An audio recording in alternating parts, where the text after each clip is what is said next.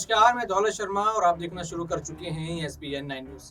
पिछले दिनों हमने देखा कि किस तरीके से सांसद की सिक्योरिटी में बड़ी चूक हो गई।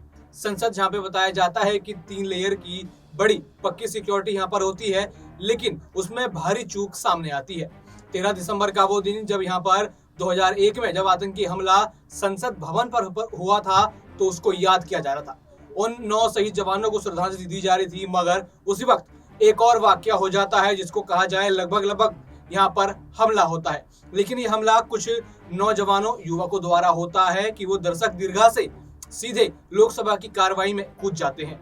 वहां पर उस समय 0 आवर चल रहा होता है और उनको सांसद वहां पर पकड़ते हैं क्योंकि वो टेबलों पर उछलने कूदने और यहाँ पर एक येलो कलर का जो है गैस जो है वो यहाँ पर छोड़ने लगते हैं। और यहाँ पर देखा जाता है कि सांसद उनको पकड़ लेते हैं और उनकी पिटाई होती है। और अब इसके बाद यहाँ पर योगेंद्र यादव बड़ा बयान देते हुए नजर आए हैं। उन्होंने कहा है कि यहाँ पर सवाल पूछते रहना चाहिए, लेकिन क्या यहाँ पर सवाल पूछा कि आखिर उस सांसद ने इन लोगों को पास क्यों दिया?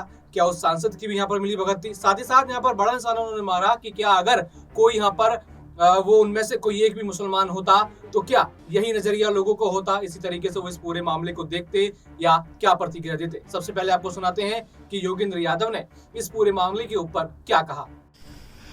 हमारे टीचर कहते थे, you must learn to ask the right question. सवाल अपने हों, सही हों, जवाब अपने आप मिल जाएगा।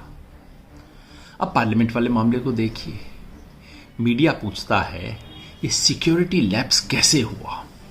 ये जासूसी का सवाल है, सरकार का सवाल है।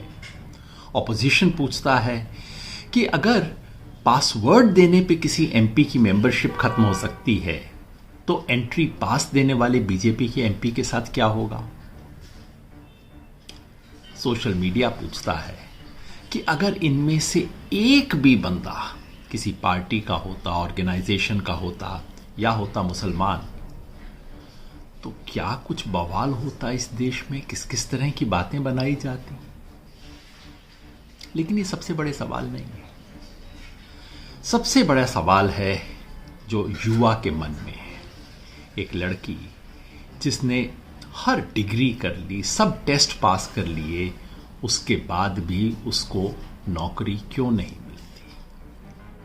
सवाल यह है कि भगत सिंह को आदर्श मानने वाले युवा जो मणिपुर का दर्द समझते हैं, जो पहलवानों का दुख देखते हैं, जो इस देश में बेरोजगारी के सवाल उठाना चाहते हैं, लोकतंत्र तानाशाही को लेकर चिंतित हैं, उन्हें आखिर ये भगत सिंह वाला रास्ता अपनाने पर मजबूर क्यों होना पड़ा आजाद लोकतांत्रिक हिंदुस्तान में? ये युवा के सवाल हैं, भविष्य के सवाल हैं, देश के सवाल हैं। सही सवाल तो सुना आपने। यहाँ पे योगेंद्र यादव कहते हैं कि ये सब डिग्रीधारी थे, यहाँ पर सबने अच्छी शिक्षा यहाँ पर प्राप्त की है, लेकिन तानाशाही बंद करो के नारे ये लगाते हुए नजर आ रहे हैं। यानी यहाँ की सरकार पर कहीं ना कहीं जो है युवाओं पर प्रेशर बनाती हुई नजर आ रही है। जिस तरीके से युवा यहाँ पर बेरोजगार हैं और तानाशाही बंद करो करने की बात करते हैं, तो कहीं ना कहीं सरकार का बड़ा फेलियर है कि आज के युवा इस तरीके से जो है संसद तक पहुंच जाते हैं अपनी मांगों को लेकर और ऐसे हमले करने पर मजबूर हो जाते हैं। लगातार देखा जाए तो इस पूरे मुद्दे पर राजनीति हो रही है और अब एक नई प्रतिक्रिया इस पूरे मामले में आई है। बाकी और भी ऐसी खबरें जानने के लिए देखते रहिए SPN 9 न्यूज।